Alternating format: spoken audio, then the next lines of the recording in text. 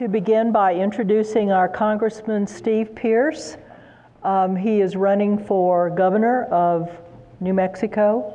I started to say Las Cruces, but they don't have a governor down there. Anyway, we had also invited Michelle Lujan Grisham to this event, and she has chosen not to come. I believe that she has another commitment in the southern part of the state. And so that's where we are at this point, so we will only pose these questions to Steve Pearce. And so, Congressman Pearce, first of all, we're going to talk about our economy. And there are many ways to determine the economic stability of New Mexico. First is jobs, then there's business loans to deposits, taxes paid, businesses that want to relocate to New Mexico, quality of life, and crime all impact the economy of New Mexico. So there are 3 counties that have had small increases in population. All of the other counties have lost populations. What will you do to attract new commerce and industry to our state and the rural counties while addressing crime? Thank you very much. First of all, let's give Barbara and Seven Cities Productions a round of applause. Thank you very much, Barbara, for hosting this. And my wife, Cynthia, is here today, so if you would say hi to Cynthia, we appreciate you being here. And so you're asking the essential question of New Mexico, and frankly, in order to change the economic circumstances that we face, we've got to do 4 simultaneous things. You have to work on diversify and grow the economy, you got to grow jobs, but in order to do that, you have to fix education. In order to fix education, you got to fix poverty. In order to fix poverty, you probably have to do something on crime. So all 4 interrelate to such an effect that I'm saying that as governor, you cannot take on just one issue.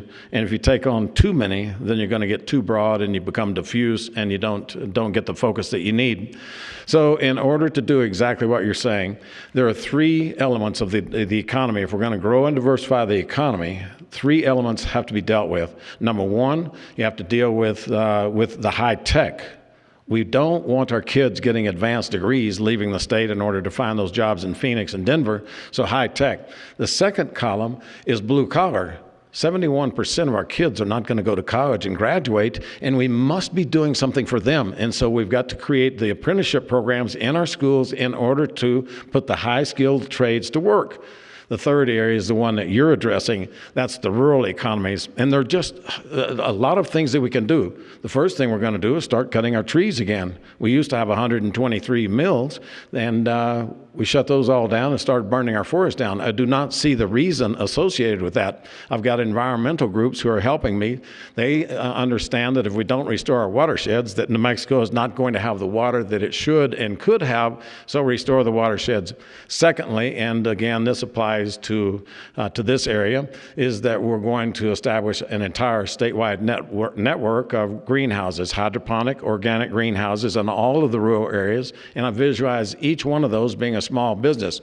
I've already set up the financing. In other words, when I get a program in mind, we always start at it right now. We don't have to wait till we're elected. So the financing is set up 100%.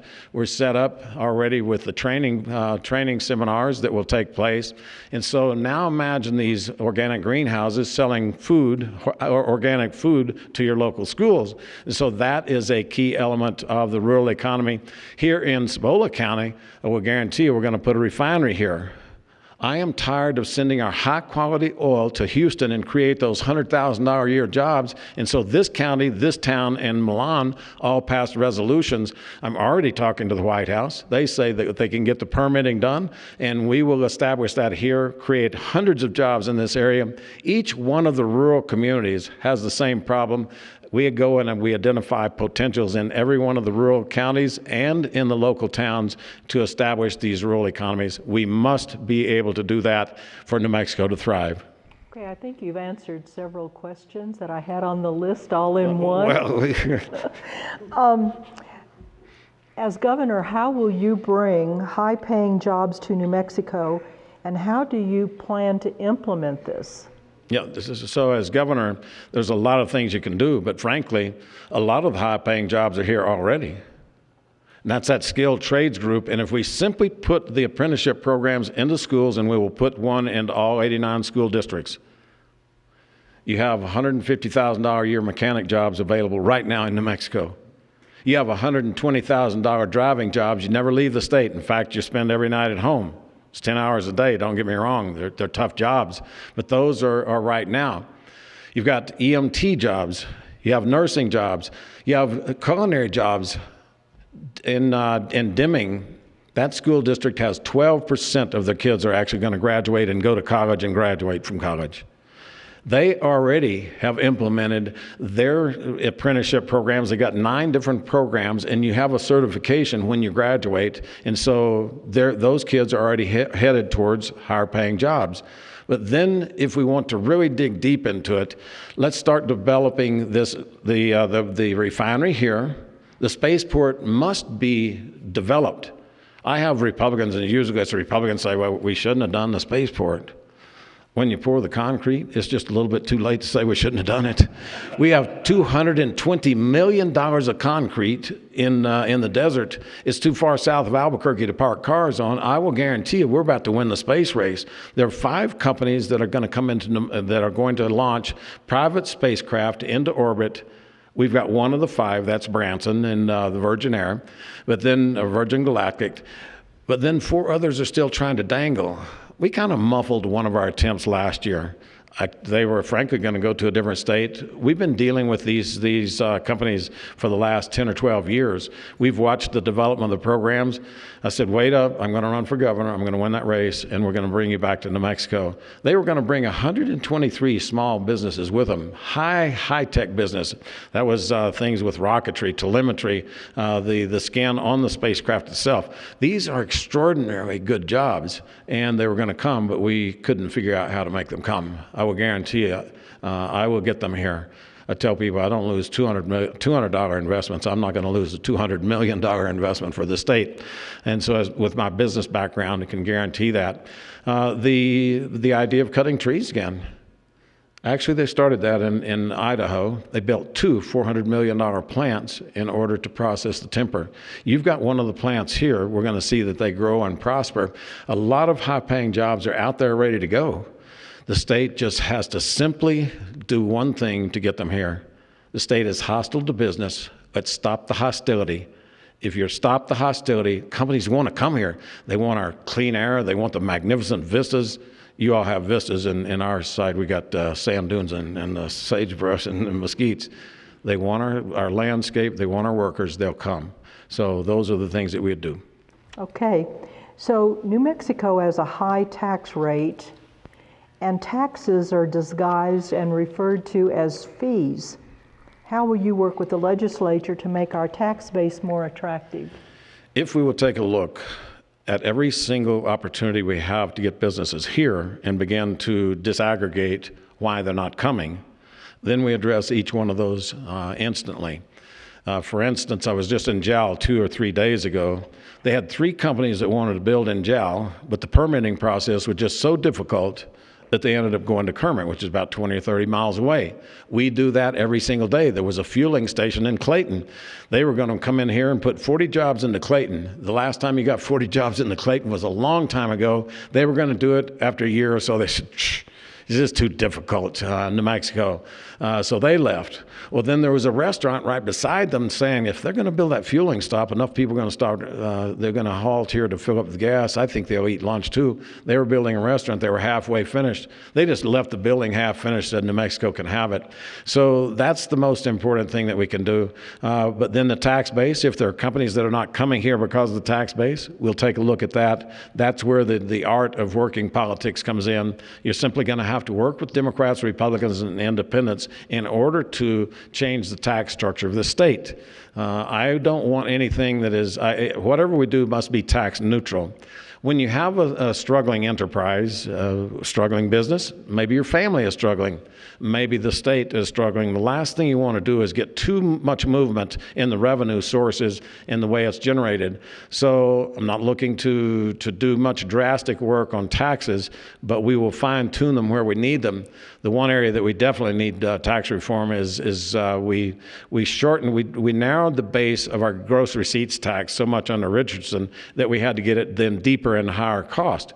If we will broaden that base back out, then we can lower the rate and we'll become more attractive to businesses that are looking at GRT as one of the one main factors. But overall, it is simply the fact that this state is pretty hostile to businesses. That's the reason that most won't come here. When Intel came here, we had briefings in the legislature that it took 9 years to do the processing. $1 billion facility, 9 years to get it done. New Balance was going to build a facility in Maine at the same time. Again, the same size, $1 billion. Took 30 days to get that done. So imagine where businesses are going to go. So the simplification is by far the more important thing that we can do. Simplification is something I thrive on. Okay. What is your position on legalizing recreational marijuana and why? Yeah. So you got to break the marijuana question into two. You've got the medicinal marijuana that is legal right now. I just met with a group of people there, and to tell you the truth, growing up when I did and watching the marijuana sweep through the nation in my college years, watching kids that completely got off track, I approached that with some concerns. When people my age begin to come and say, listen, I am using medicinal cannabis, medicinal marijuana, and it is doing dramatic things for me. When a young mom brought in her kid who had epilepsy attacks, and they have not had any since getting him treatment, then I began to be calm about the medicinal marijuana, and we will do what it needs to be done to be regulated and implemented properly. But then you get to the question of recreational marijuana. 930,000 people in New Mexico are on Medicaid welfare. That's 930,000 out of 2 million people. Almost 1 out of every 2. So as I said in my opening comments, you got to deal with 4 things: diversify and grow the economy, education, poverty, and crime. So where this comes in, I can't imagine trying to get 930,000 people back on their feet, get them back into the workforce, and yet at the same time say, oh, by the way, we're going to put another obstacle in front of you. So I've never supported the legalization of marijuana because we have desperate problems here to cure in our families. And if we take that different track, then I just don't know how we're going to get everyone back into the workforce. And people say, well, they did it in Colorado, they did it in Washington State. You've got to look at certain elements of this state. Look at the DWI problems that we have that they don't necessarily have in other states. We already have a substance abuse problem, and so all of these things argue for me that we should not legalize recreational marijuana, but I'm okay with the medicinal. Okay. Cibola County is struggling with the aftermath of the uranium mines and mills. Contaminated wells, soil, and health-related problems as a result of mining. As a byproduct, healthcare agencies with a major focus on the miners has become a new industry in our county. The elephant in the room is a proposed oil refinery in Cibola County. Please describe the type of plant and how long it will take to get the plant functioning. Yes, so I've been pitching the idea of the refinery for 5 or 6 years. Began talking to several of the Indian reservations because they are able to do things that we can't get done off reservation. We had 5 of them that were talking about it, and then 3. We still have a couple that are interested, but in the meantime, then Cibola County was saying, we will do that. And I said, well, you got to prove it up. I said, I can't go to the White House with nothing in hand. So the county, the city of Milan, and then Grants passed the resolution saying, yes, we would move ahead. When I showed that to the White House staffer that is up very close to the top that will be deciding these issues, he said, wow, we haven't seen that in 30 or 40 years. So that opened the door and opened the eyes. Now, the reason that I say that we must do it, we ship our very high quality oil to Houston and make Houston one of the richest cities on earth. Why do we give up our oil for their benefit? Why don't we use our oil to create $100,000 a year jobs here in New Mexico? Why don't we do that? Yes, we must look to the water supply. We must look to the environment. We've got to be socially conscious, environmentally conscious, but we also need jobs. I have been very involved in the whole reclamation project on the uranium mines. It's one of the reasons that I think the government should always be looked at nervously. They're the ones who pulled out of here and left the problems. So every time we talk to one of the uranium mines that say we want to come in and start mining again, I say there are three conditions. Number one, you can't mess up the water. Number two, you can't mess up the soil. And number three, and I said, this is voluntary, but I'm going to ask you to volunteer. I want you to start cleaning up the mess from the past. So when we talk about the refinery, it's with that background in my mind. Been working with that for the past 14 years. How do we clean up that mess that was left here when the government pulled out? And how do we not get there on a refinery? We haven't built a significant refinery in the last 40 or 50 years. We can put a state-of-the-art refinery with all of the protections for our groundwater, for our air, and for our soil. We can have a long-term view look at it, but we can create New Mexico jobs with the oil that we're currently sending to Texas to create those jobs. Again, we're going to start rebuilding rural economies in New Mexico, and they're going to be significant economies. They're not going to be things that are dreaming into the past, are dreaming into the future, things that don't have wages associated with them. We must have a renewable fuel economy. That I will guarantee. But it's also going to take time to convert to it. In the meantime, I don't think we're going to be driving wind or solar cars. I really don't. And so I don't think that's coming in the next 20 years. Let's begin that slow conversion process to the renewable energies while we're completely using the energy that we currently have. Those are the ways that we'd approach it. Okay, I think you've already answered this question. What do you believe to be the proposed wages for employees at an oil refinery?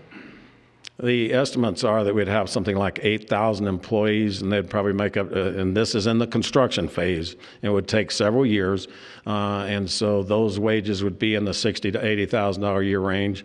The estimates really on the refinery itself, probably 400 to 600 full-time jobs in the neighborhood of $80,000 to $100,000. So again, these are not lightweight jobs that we're talking about. These are jobs that you can raise a family on, where you can put money into savings. You can send your kids to college, where you can put money aside to buy a house. That's when we talk about rebuilding the rural economy. It's going to take those kinds of investments and those kinds of efforts.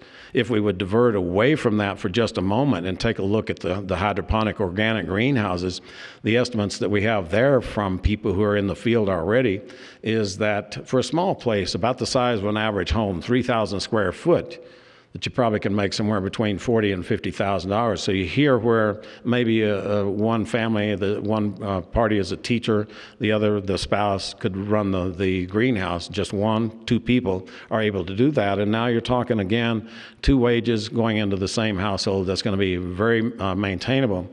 In Arizona, they have one greenhouse that's 31 acres. You've got one out here, 20 acres. That's a longer-term process, and I'm working with community leaders on that long-term process.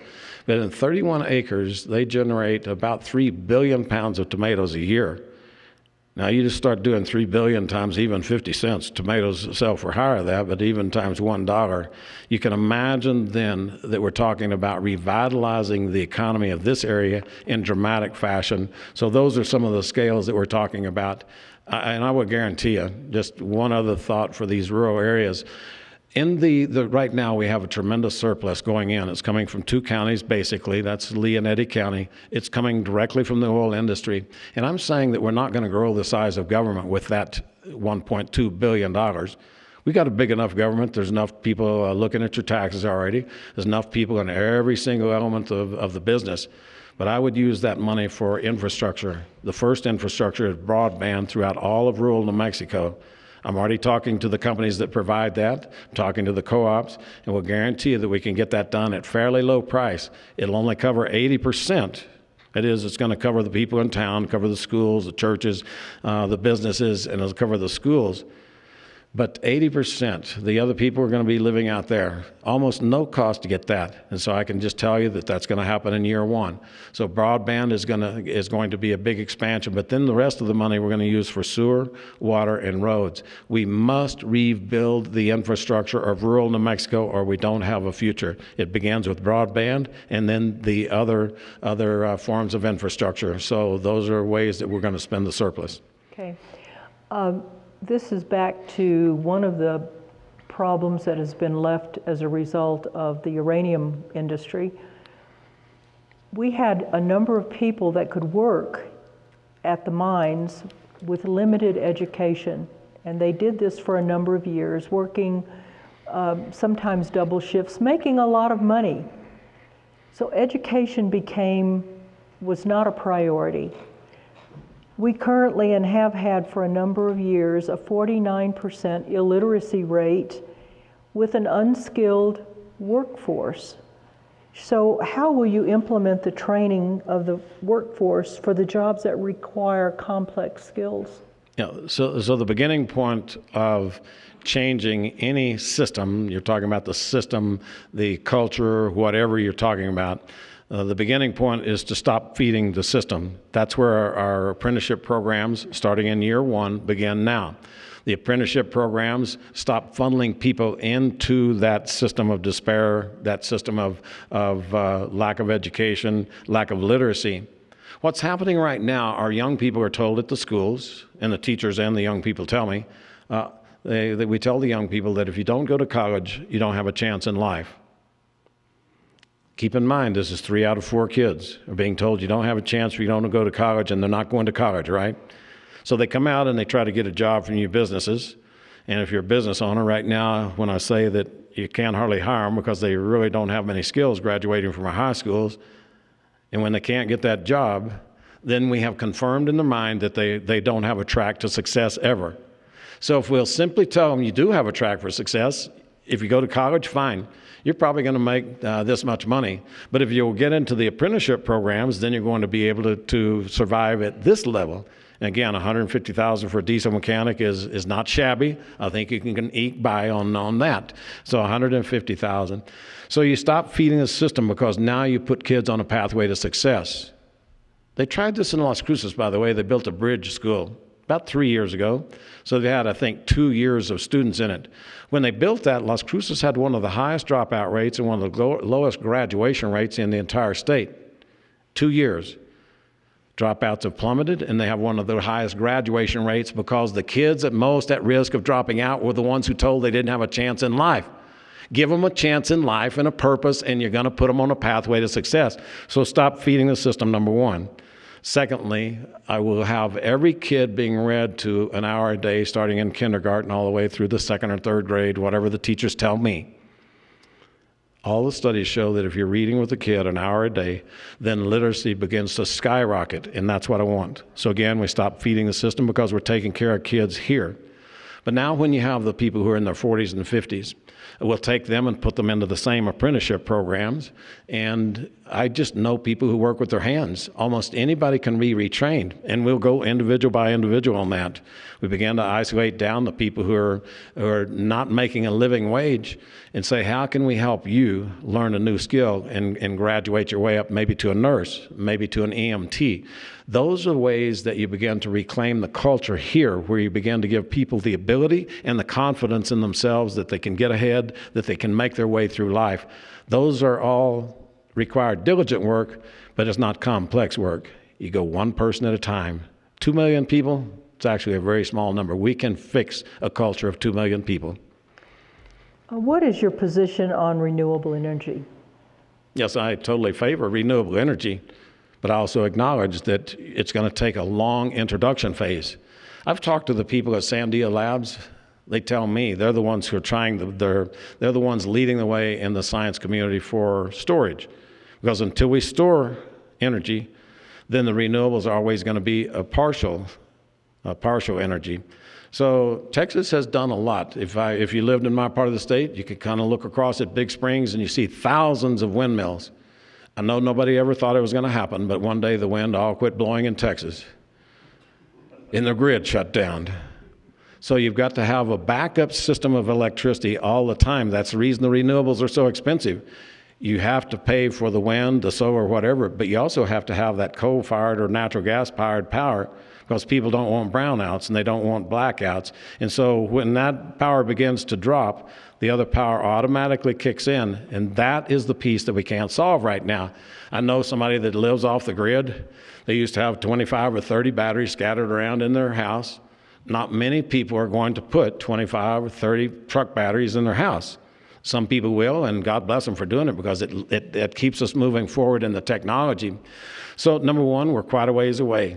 I think we should be using every bit we can. But I would differ from my opponent. She would send it out of state. I would keep it here. So I'm visualizing how we can use every amount of renewable energy that we produce here in New Mexico for New Mexico jobs. It's not just wind and solar, though. We've got nuclear is probably the ultimate clean energy. It has zero emissions. Then you've got geothermal. All of the waste product that we cut out of those out of the forest, guarantee you, should be creating electricity. But the Forest Service in the past has not allowed those trees to be used for anything, and they don't give a long enough term contract where you can come in and afford to build a $30 million plant to use the biomass. But we've also got geothermal, tremendous amounts of geothermal. So I think we should be using every form of energy. New Mexico should be an energy state. But instead of exporting all that energy, I want it to be used to grow New Mexico jobs. And so, again, that's one of the huge elements of the renewable industry. And I don't shy away at all from the oil and gas. They're paying 35%, and it's moving toward 40% of our teacher pay, of all the roads, of everything else. And so the idea that we're going to limit that or regulate it out of business, which is an idea that comes regularly out of Santa Fe, and my opponent has said that she would regulate and maybe even stop the hydraulic fracturing, you're going to just shut down that business that is currently feeding 40% of our teacher pay and put $1.2 billion into surplus for the state until you can find the diversified economy to replace that tremendous input. You got to take care of the tremendous input. So you got to do it all, and we have to start right now for the long-term future. Okay. The next topic is education. The United States ranks 50th among developed countries. New Mexico ranks 48th in the United States. New Mexico has a history of having a poor educational system. The cry has been that education needs more funding, and the legislature has responded. For over 50 years, New Mexico has been funding education with more money with pitiable results. States that thrive economically have a quality education program. Teachers are professionals and should be paid as professionals. However, the money is not getting into the classroom and to those that are in the trenches daily attempting to educate our youngsters.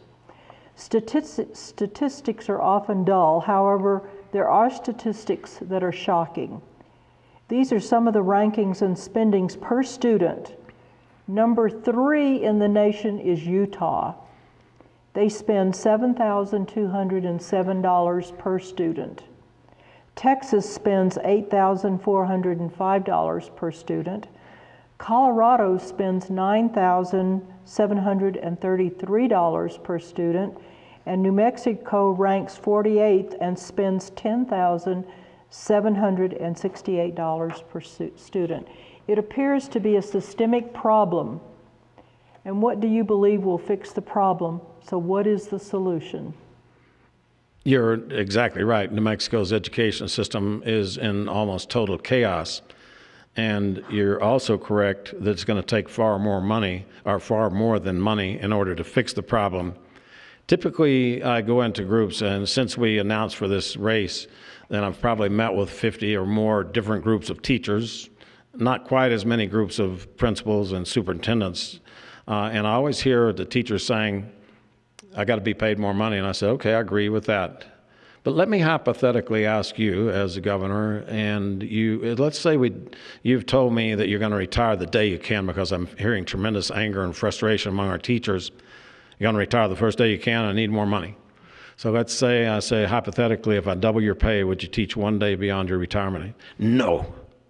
I said, then it's not the pay, it's other stuff. As you start looking at the management of the system, I travel into our schools, and I don't go just for photo ops. I go in and I let the kids ask me questions. Now, for politicians, that's a little bit unnerving because second grade kids, seventh grade kids, or seniors in school will ask different questions than normally you would hear. And so, but I do it because I really want to know. When you take questions, you begin to understand where the hearts of the kids are, what they really know. When they've had the questions written out by their teachers, you can tell that.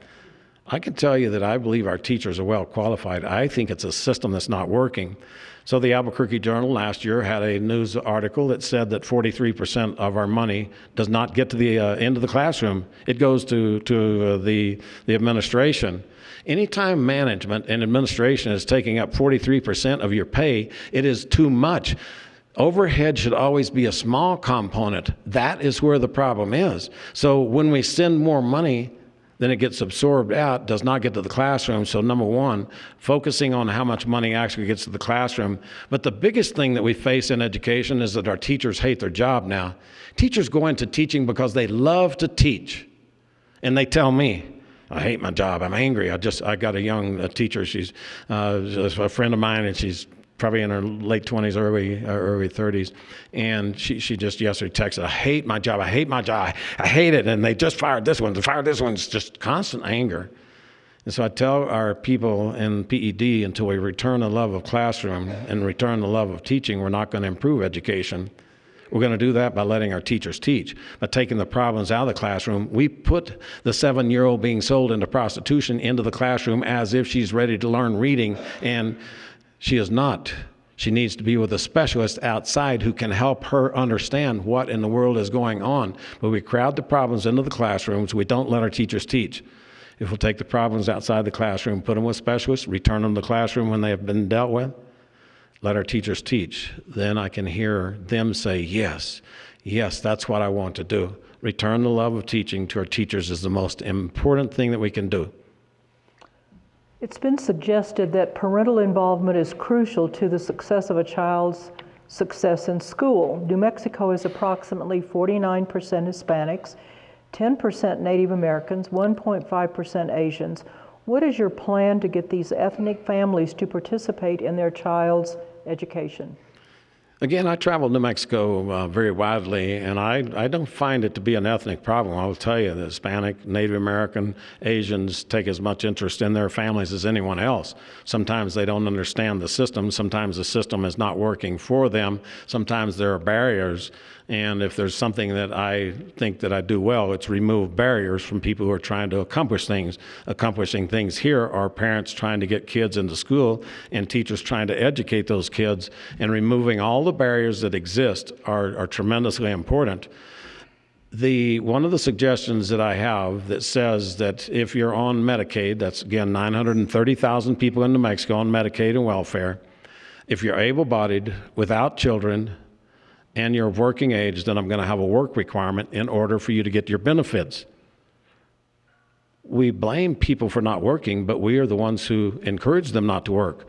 Let's reverse that and encourage them to get back in the workforce as we begin to rebuild the pride of the family, that I can make it on my own, that I brought this home, that I'm paying the rent, that I'm the one that's buying the food. When we return the pride and dignity of work to families, we begin to rebuild that family structure that has been so decimated in this state. So the beginning point is there. Now, there's a second piece of that. If you're able-bodied without work, you're working age, and you do have kids in school, you're still going to have a work requirement. It's going to be a different one, though. You'd have to be out there in the private sector. We're going to ask you to go to school and volunteer to read with our kids. So now you're beginning to get that parental involvement that is so key, that is a very big element of education. Every one of the specialists will tell you parental involvement is one of the highest performing pieces of improving education. So we'll find out how to do it.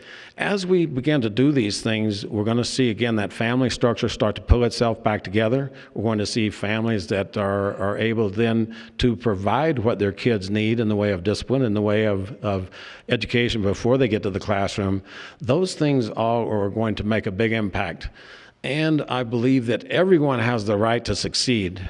Everyone, regardless of the race, regardless of where they live, what town they're in, regardless of the church, the culture, whatever, everyone has the right to succeed. And seeing that every element of the population is succeeding is something that I hold myself responsible for. I believe a governor is not just a governor of one town, not just of one area, not just one piece of New Mexico, but every single piece of New Mexico, every single corner of New Mexico, every single person. That governor is the governor is governor for all. If we will approach it from that point of view, then how can we overlook elements of the population that previously have been sort of ignored? I will not ignore any, not on reservations, not in the South Valley, nowhere. One study has stated that New Mexico is the most corrupt state in the country. What will you do to address this problem? Corruption is a huge problem in New Mexico. I do not think that we're going to progress without getting rid of the corruption. And corruption takes a couple of different forms. Keep in mind that corruption takes your money, your tax money. But the cronyism, which pairs up with corruption, takes your spirit. Because when you're the highest qualified applicant for a job, but a brother-in-law or an uncle gets the job instead, then you begin to lose your hope. You begin to lose your belief that the system is fair. You begin to lose your belief that it's not who you know, but what you know that will create success. And when we give up that capability as a state, and we have given it up in many ways, then we find what we see in New Mexico, people without a spirit, that they just don't think they're ever going to be able to get around the obstacles. When we start rewarding people by what you not know, not who you know, now we begin to encourage, we begin to build, we begin to get people on their feet, and their success begins to feed success of their neighbors and the people in the community. And so the corruption and cronyism absolutely have to be dispelled from this state. One of the things I want to take on is a law that says if you're in elected office, you cannot have a contract with the state. You cannot. I have watched, when I was in the state legislature in 97 to 2000, watch state legislators getting dropout prevention programs, $700,000. Dropout prevention, that's noble. But the school where I was in Albuquerque, highest dropout rate, never improved a bit. 700,000 going. It's one reason I don't like talking about confrontational stuff. It's one reason I talk about my opponent in that kind of backroom deal to get that contract with Delta picking up the contract. There was a woman that was doing that contract, Ms. Jennings, and she got sick, and it was cancer, and so they handed that contract off. I don't believe that was an open bid contract. It was done for $300,000 before. Then the contract under my opponent's Delta Consulting went to $600,000, and they began to, the two principals of that began to pay them $225,000 each a year. What small business can go in and get immediate $600,000 in revenue and pay the two owners $225,000 a year? I don't know of small businesses. That's the problem with these inside deals. And now their guess is that contract, by the way, the number of people that was being served were taken over by Obamacare. It was to serve exactly the high-risk pool, and so 34 states discontinued it all. We not only didn't discontinue it, the pool of people dropped from 8,500 to 2,000, and the price went up. Who deals with 1/3 or 1/4 of the people and gets more money? I'm just telling you, these are the reasons that I talk about this. I don't have any anger or angst about my opponent, but inside deals must be stopped or New Mexico will never get ahead. Never. The education system is involved. The tax system is involved. Everything is involved. So this is a very critical question. Thank you for asking it. New Mexico has a Democratic-dominated legislature. It's been observed that when a Republican governor recommends legislation, even when it's in the best interest of the state, the opposition and animosity kicks in. How will you work with the legislature to overcome these challenges and accomplish the things that you have indicated that you want to accomplish? The beginning point of anything, doesn't matter if it's politics, doesn't matter if it's marriage, doesn't matter if it's your next door neighbor, it's personal relationships. I've served under 3 presidents, served under 2 governors, and watched a couple more, and always it's a fourth floor mentality versus them. I've been in the legislative body and I know almost all of them, and I don't do fourth floor, this kind of communication. Usually I go down, I'll pull up a chair and sit down beside them on the floor and say, okay, we're this far apart. New Mexico is going to die if we stay this far apart. Can we figure it out? Can we get this far? We can live this far apart. That's what I've been doing in Washington. It's what I'll do in Santa Fe. We passed a bill that is the cornerstone, the $1.2 billion. Keep that in mind. That didn't just happen out of the blue. It happened for a reason. It happened because we passed a bill. And that bill, Mr. Obama said he would veto it when it came up. Mr. Boehner, who's one of us, said, I will never take it to the floor. That was the beginning point. So Joe Barton and I worked on that bill for almost a year, finding this co-sponsor, that one at a time. You got to go sit down beside them on the floor, tell them they got to ask questions, they got to wonder about it, and then they got to sign on, then they got to leave their name on it. We built it up to about 125, 140 co-sponsors, Democrats, Republicans. At some point, Mr. Boehner had to carry it to the floor because we had so many co-sponsors. It was the Democrats who went to Mr. Obama and said, you got to sign it. That bill got put into place, and now then $1.2 billion surplus is being driven by that bill because we worked across the aisle. I worked with Maxine Waters to get Native American housing through. She's on my committee. It is our committee that deals with Native American housing. So I had to bring Republicans over because they said, well, it's not a very Republican idea. And I said, putting people in houses is not Republican or Democrat, it's this. And Maxine says, well, I hate Republicans and you're a Republican. I don't want to work with you. I said, well, hate me on the next bill. Just don't hate me on this bill. And she said, well, okay, that sounds all right. And so we worked together. It is that we must do. In politics and marriage and your best friends, you can never go with dismissiveness toward their attitudes. And so I get along very well with people who disagree with me intensely because I'm never dismissive. They get elected by their constituents the same as I get elected by mine. And when you're dismissive, you begin to sow the seeds of discord. You begin to sow the seeds that we can't work together. When you never find reasons to fight over past statements, then you're able to just take today's problems and work on those. And so that's something I work very hard at, diligently at in Washington. And I've already been working with Democratic legislators here in New Mexico. Hey, I want to get this thing done, and that's what they're telling me. I said, okay, and I want to get this. We'll figure out how to get there. So it's essential. The state is dying. The nation is dying over the tremendous partisanship that we're watching right now. I just refuse to be a part of it. Let's work together as human beings. We can get it done, and I will get it done. You know, that reminds me, this is off script, that reminds me of Lyndon Johnson, president, and that was one of his strengths, is that he worked side by side with people to get things passed that were, even within his party, It's the art of politics. And politics is nothing more than human relations, one-on-one, knowing who you are, what you're about, and why you like it. Mike Capano is a friend of mine from Massachusetts. He says he's one of the most liberal. He says, I am the most liberal member of Congress. And yet Mike Capano and I were good friends, and we were able to, he said, you know, we can get together. You and I could solve this. So just, it's a piece of the process that must be done. I, by far, think I'm the best candidate in that regard in this race.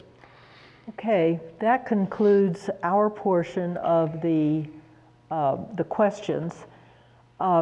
It has been asked that we do not ask questions from the audience of this candidate.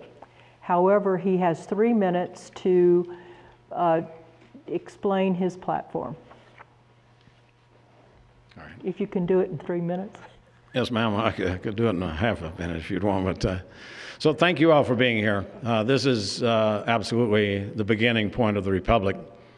I suspect that you're not all Republicans in here, and that's the way it's supposed to be. We're supposed to come together in the tension of ideas, that tug of war back and forth between one viewpoint and the next is actually what brings us to the better understanding of where the real truth lies, to where the real solutions lie. And so your being here today and my being here today is a piece of that. I'll just tell you that showing up is one of the key signs of respect in politics. Not showing up is the same, a sign of disrespect in politics. I go into areas that they say they've never seen a Republican before because I represent them. Formally, I didn't win any of the Indian tribes. They voted 10% for me, 90% against me. But I kept going back year after year after year, and they kept asking me why I was going back. I said, I represent you. At some point, they had come to hear the words that I speak and found certain ring of truth in those words, and they began to vote for me. And so the last couple of elections, I won all of the tribes. For New Mexico, again, I've already stated there are 4 key areas that we must work on, and we must work on them with diligence. That is, diversify and growing the economy. Second, education. We've talked a good deal about what we do in education. Third is poverty, and that's the apprenticeship programs, but it's also dealing with the mental and behavioral health problems that face us.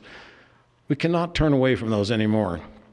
I could have said when we decided to outsource our mental and behavioral health to another state that the other state is not going to be concerned about our small communities. They will be concerned about rate of return on investment.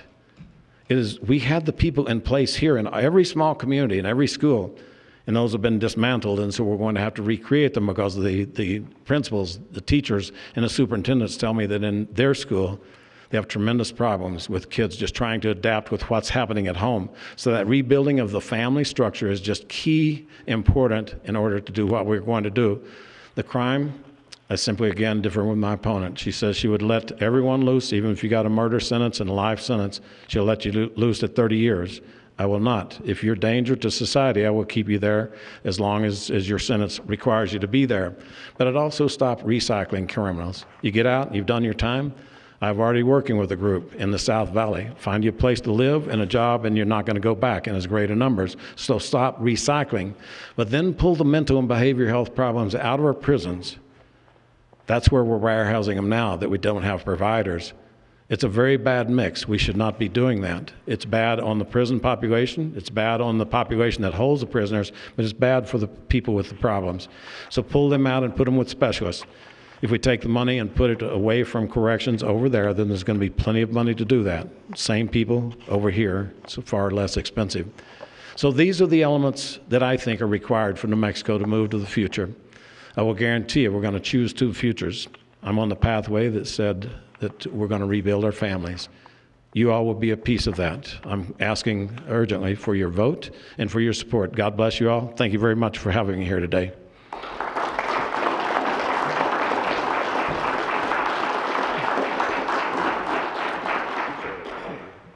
Please define the transparency as it pertains to county government, if you will address that. And please state your name and what you're running for. My name is Mark Montoya. I'm running for county assessor. And to answer the question, I believe transparency is to have everything that our office does available for review by the public so they can see that we're doing our jobs correctly. Reports are made to the county commission. How is this information relayed to the general public, or is it even ever relayed to the general public? To the best of my knowledge, I believe reports that are referred to us from the commission are advertised in the newspaper or other means of communication. I'm not really too well versed in how the commission works. Okay. So, what are the training requirements for being an assessor? Training-wise, from what I have seen, it is just based on getting elected by who you know and not by what you know. I am one of 2 current people in the office that are state certified appraisers. My current boss, Geraldine Rael, who's on her way out, is certified, and there's 1 other person. I have 5 IAAO classes, which is the International Association of Assessing Officers. I have 5 classes from them that are all related to the position of assessor. Over the years, citizens have complained that their property taxes have increased at an unexplained rate. How is real property tax determined, and who makes the determination? The property tax is determined by, we send our appraisers out to the field. They'll see what improvements are on a property, houses, sheds, garages, and we use a manual, Marshall and Swift, to place a value on the property. And 1/3 of the total value is the taxable value, and the mill rates that we receive from the state is what determines the tax dollars. Some in the community have complained that elected officials, especially the assessor and treasurer, are not in their office on a daily basis. How do you address this complaint? Personally, I do not care for what I have seen in at least 2 elected departments in the county, because from what I have seen, it's true. They are not there very often. If I'm elected, I will be there pretty much as an 8 to 5 job like I'm doing now. Okay. Well, the problem began many years ago when New Mexico was an agrarian state. Ranchers, farmers were elected to the positions of treasurer, assessor, or clerk, and the requirement was that they would come into the county 1 day a week for a period of 8 hours. Today, that is the requirement for those filling those positions. This is state law and can only be changed by the legislators. The county has seen those seeking the office of treasurer, assessor, and even clerk as a system of musical chairs. That one will fill their position for 2 terms, then trade positions or become a deputy in that department.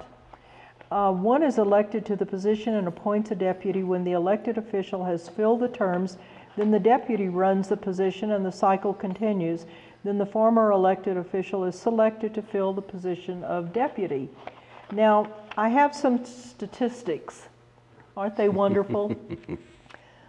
In Bernalillo County, the rate that is paid to the treasurer is $75,327 a year.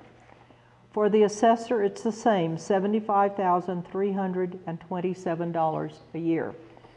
For Cibola County, it's $65,855. They only have to be there 8 hours a week.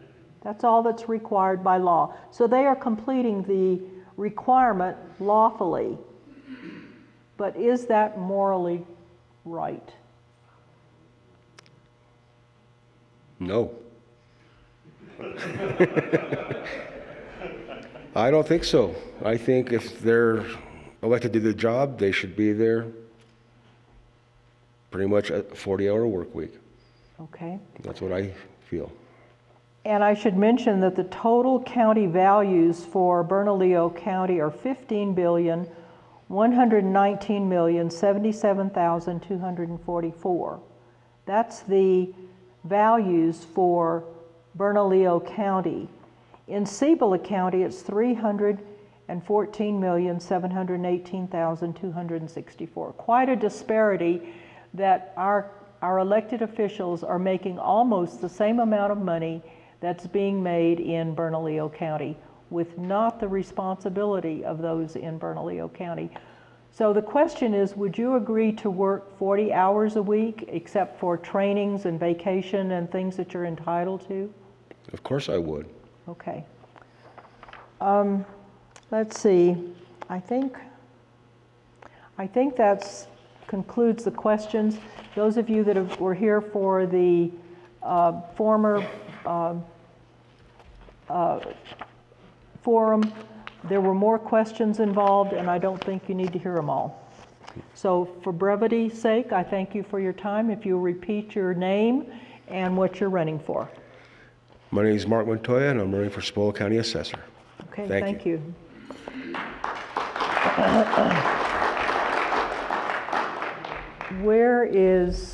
Eric is not feeling well, and he stepped out. I don't know if he's in the men's room or... Okay, while we're waiting, I think Lucero has left. I don't think he's going to be here. So we have those that are running for other state positions. And we're going to give them 3 minutes to state their platform.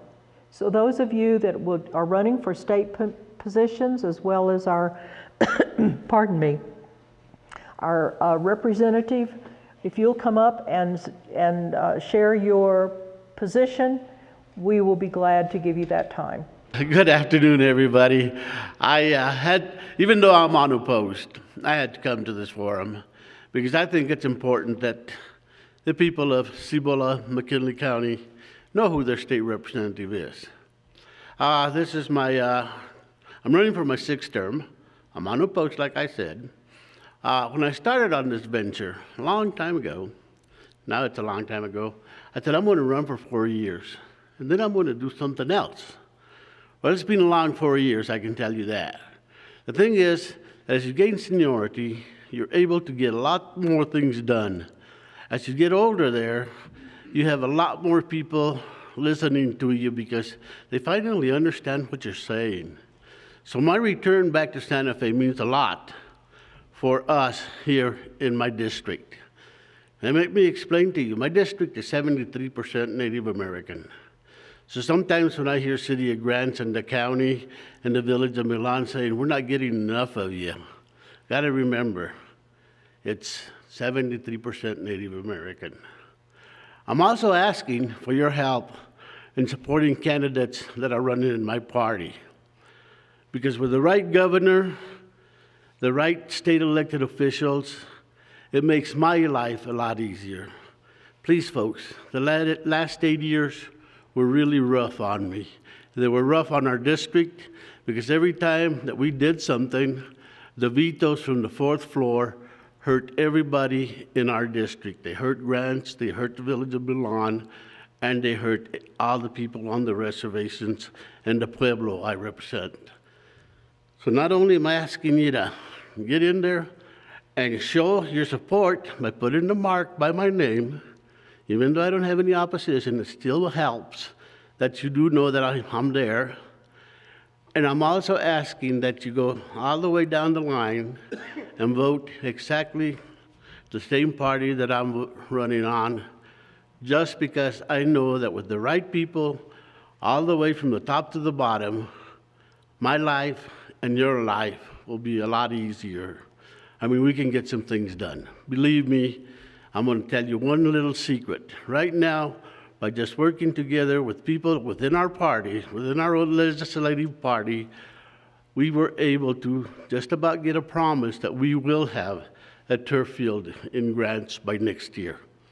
Now you guys think about that. A football field with turf in Grants has been a dream since way before my time. And I think, and I can almost guarantee that this is going to happen by next year. Thank you, everybody. I appreciate your time. And remember, please, the main thing is do get out and vote. That's all that matters. Thank you. My name's Gary Klingman. I'm a member of the New Mexico Supreme Court, and I'm running for election this fall, and I would appreciate your vote. I run as a Republican, but now that we've got that out on the table, I also run, more importantly, as a New Mexican. People come and they say, well, Gary, what do you bring to the Supreme Court? What have you brought to the Supreme Court since you've been appointed? And the answer is, I bring diversity. And I tell that to my son, and he says, Dad, have you looked in the mirror lately? But it's a different kind of diversity. It's geographic diversity. It's been 25 years since we've had anybody on the New Mexico Supreme Court who was not a product of Albuquerque or Santa Fe. 25 years. The last person was Stan Frost from Tucumcari. Now, the laws of New Mexico are the same for everybody, and they should be the same for everybody. However, how those laws are interpreted affect people in Grants different than they affect people in Albuquerque. They affect people in Hobbs, where I'm from, different than they affect people from Albuquerque. We talk about growing businesses and having businesses come to our state. The dependability of those interpretations is essential. And what I mean by that is this. If someone's looking at our state to come in and grow a business, they want to know pretty simple stuff like, are my contracts going to be honored? How am I going to collect my debts? What are the labor laws? What is my relationship with my employees and their relationship with me? How are environmental laws going to affect me? There has to be consistency in the way those laws are interpreted. That is one of the main things that I bring, is a point of view looking at those laws as the effect that they will have in rural New Mexico as opposed to just the urban areas. I think that's something that affects you because you've seen how the lion's share always somehow seems to end up in the Rio Grande corridor. And that's something that I think needs to be looked at. I think all New Mexicans should be treated fairly, and I think the laws should be administered equally, but understanding they have different impacts in different areas. My name's Gary Klingman. I'm on the ballot for Supreme Court of New Mexico, and I've been told I'm out of time. I appreciate your vote. Thank you very much.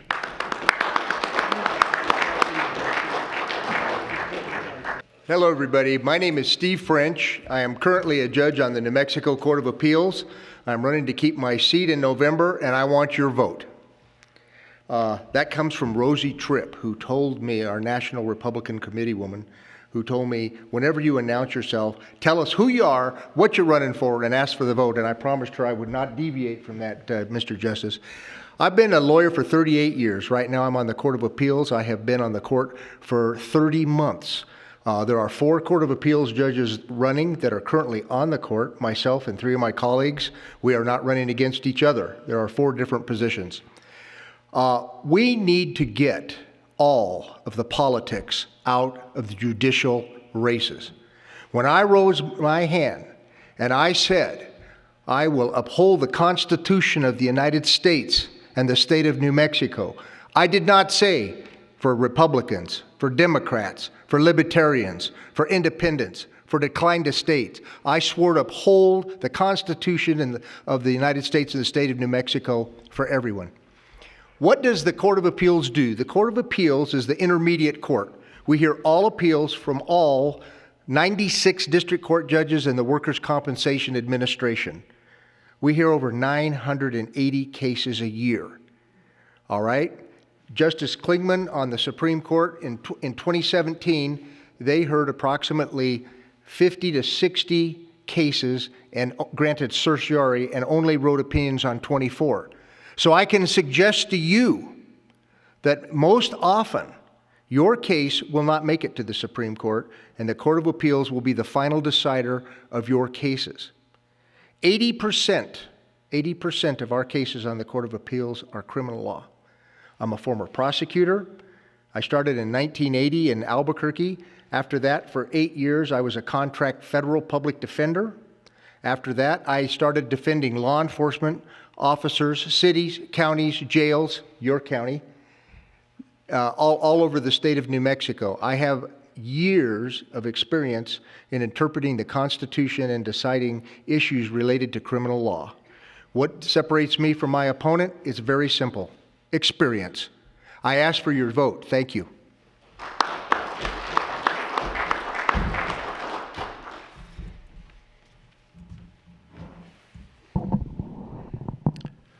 I'm Dr. Gavin Clarkson. I'm running for Secretary of State in New Mexico, and I too am asking for your vote.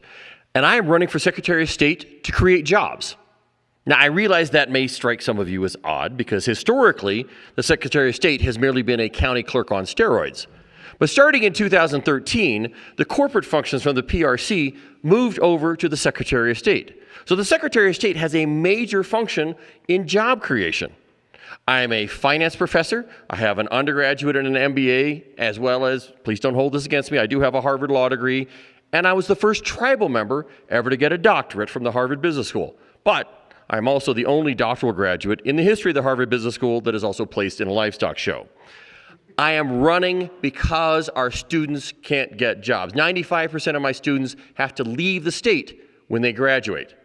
But I'm going to give you a nonpartisan vision that is my dream. Imagine a New Mexico where we raise up our kids, We send them off to school, whether it be trade school, whether it be college. And again, I'm a university professor, so I can guarantee you that half of what we teach is useless. I hope as a business professor I'm teaching the useful half.